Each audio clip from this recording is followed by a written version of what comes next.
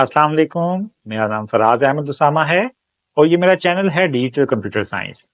आज हम class 9th का चैप्टर 4 स्टार्ट करने जा रहे हैं जो कि डाटा कम्युनिकेशन के बारे में है। तो आइए चलते हैं कंप्यूटर स्क्रीन पे और इसकी डिटेल देखते हैं।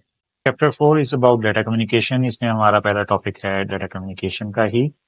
Data communication is the transmission of data between two points. इसका मतलब है कि अगर आपके पास दो पॉइंट्स हैं, एक पॉइंट यहाँ पे और एक पॉइंट यहाँ पे, किसी भी नेटवर्क पे, तो इन दोनों के दरमियान अगर कोई कम्युनिकेशन की जाएगी तो वो डाटा कम्युनिकेशन होगी।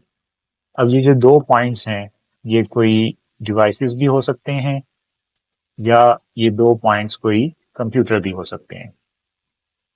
It is a collection of hardware and software.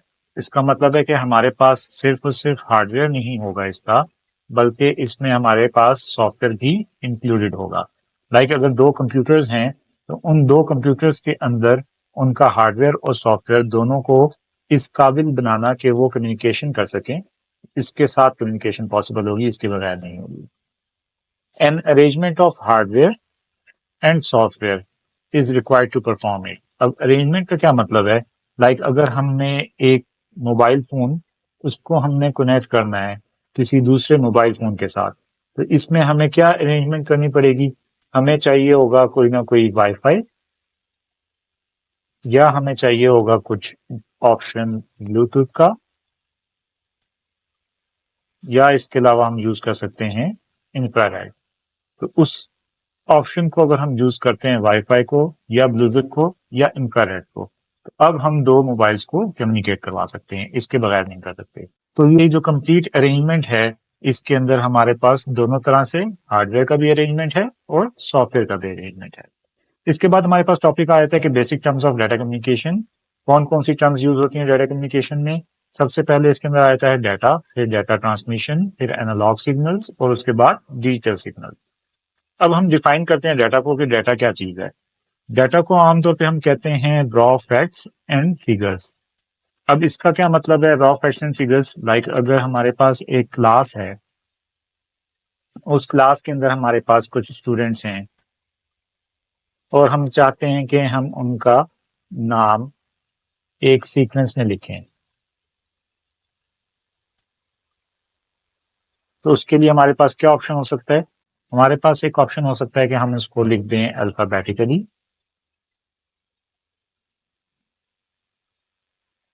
या हमारे पास ऑप्शन है कि हम उसको लिख दें रोल नंबर वाइज। सो अगर हम रोल नंबर वाइज लिख रहे हैं तो हमारे पास रोल नंबर का एक सीक्वेंस प्रॉपर तरीके से आ जाएगा। तो उसमें क्या होगा कि जस्ट अगर हमारे पास नेम्स थे तो वो क्या था, वो फैक्ट्स थे और फिगर्स थे, बट रॉ फॉर्म के अंदर। और हम उसको कन्वर्ट कर देते हैं, अगर हम एक सीक्वेंस के अंदर कन्वर्ट कर देते हैं रोल नंबर वाइज, तो हम इस डाटा को कन्वर्ट कर देते हैं इंफॉर्मेशन के अंदर।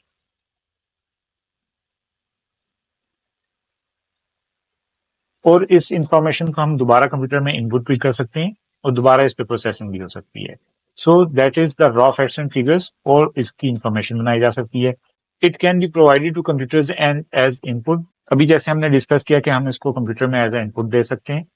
अब इसकी क्या क्या फॉर्म हो सकती है? टेक्स्ट, जैसे अभी हमने ये बात की, फिर इसके अलावा sound, graphics, image and video.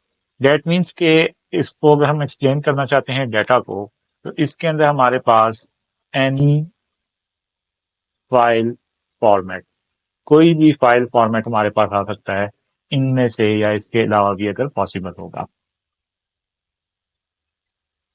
Next अब हम देखते हैं, हमारे पास ऑप्शन आ जाता है डाटा ट्रांसमिशन का। ये क्या चीज है? It means sending information from one place to another place.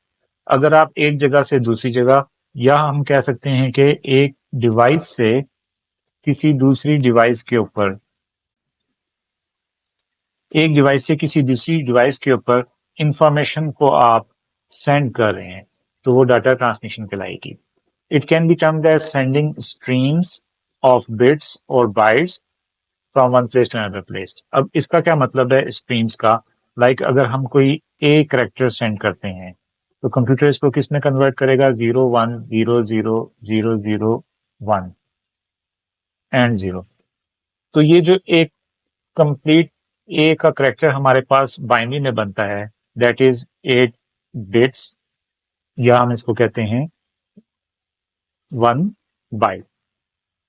इसी तरह अगर हमने एक कंप्लीट नेम भेजना है, लाइक हम कहते हैं कि हमारे पास नाम है अली, तो उसके लिए हमारे पास इसी तरह से 8 बिट्स के 3 कैरेक्टर बनेंगे, जो कि 8 इंटू 3 24 बिट्स बन जाएंगे, या हम इसको कह सकते हैं कि ये 3 बाइट्स बन जाएंगे। इसका क्या मतलब हुआ, हमारे पास फर्दर इसी तरह से बिट्स और बाइट्स आते जाएंगे। नाउ अब अगर हम देखते हैं इस कंप्लीट को और हम चाहते हैं कि इसको सेंड करें और रिसीव करें, तो ये एक पूरी स्ट्रीम बन जाएगी, एक पूरी कलेक्शन ऑफ बिट्स और बाइट एक स्ट्रीम का फॉर्मेट बनता है।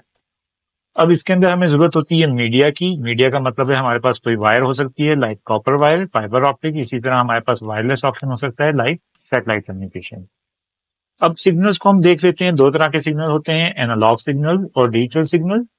एनालॉग सिग्नल क्या चीज है, it is continuous form, it varies continuously with in a range. एक कंटिन्यूअस फॉर्म है, इस तरह से ये सिग्नल्स ट्रेवल करते हैं और इसकी एक रेंज होती है। रेंज किस तरह से होगी, लाइक दिस वन हमारे पास एक सिग्नल है, इसकी इतनी हमारे पास हाइट आ रही है और इतनी हमारे पास डेप्थ आ रही है, एंड सो ऑन। इस तरह से ये सिग्नल रिपीट होता जाएगा। साउंड की हम एग्जांपल लेते हैं, साउंड को भी हम इसी तरह से वेव का फॉर्मेट हम बताते हैं कि ये एक वेव फॉर्मेट है, और सबसे आसान जो सिग्नल है, सबसे सिंपल जो सिग्नल है, वो यही फॉर्मेट है साउंड का, जो कि एक वेव फॉर्मेट है। बाकी सिग्नल्स को भी हम इसी तरह से रिप्रेजेंट कर सकते हैं। अब डिजिटल सिग्नल क्या चीज है, it is not in continuous form, continuous form में नहीं है। क्यों नहीं है, लाइक दिस वन, एक 1 आ गया, इसके बाद गैप आ गया, 0 आ गया, फिर गैप आ गया, फिर एक 1 आ गया, इस तरह से एक और 1 आ सकता है। तो इस तरह से डिजिटल सिग्नल रिप्रेजेंट होते हैं और सेंड होते हैं, लेकिन ये कंटिन्यूअस फॉर्म में नहीं होते हैं। They switch between two discrete voltage levels. अब दो डिस्क्रीट वोल्टेज लेवल का क्या मतलब है, लाइक यहाँ पे हमारे पास अगर नंबर 0 है तो वो ऑफ को रिप्रेजेंट कर रहा है, और 1 है तो वो ऑन को रिप्रेजेंट कर रहा है। इसमें अब जब दो लेवल होंगे, 0 के लिए हमारे पास 0 वोल्ट्स का लेवल होता है, और 1 के लिए हमारे पास 5 वोल्ट्स का लेवल होता है। ये दो वोल्टेज लेवल, या हम इसको कह सकते हैं कि दो सिग्नल के लेवल बनते हैं, जो कि डिजिटल सिग्नल के अंदर हमारे पास अवेलेबल होते हैं। Computer digital computers store binary numbers 0 and 1। जैसे हम पहले भी डिस्कस कर चुके हैं कि जो हमारे पास डिजिटल कंप्यूटर हैं वो 0 और 1 स्टोर करते हैं। तो यहाँ पे हमारा आज का लेक्चर एंड होता है। अगर आपको ये वीडियो पसंद आई हो तो इसको लाइक करें, चैनल को सब्सक्राइब करें, और वीडियो और चैनल को शेयर करें, ताकि ये मजीद उन स्टूडेंट्स तक पहुंच सके जो ऑनलाइन कंप्यूटर साइंस पढ़ना चाहते हैं। Thank you very much. Allah Hafiz.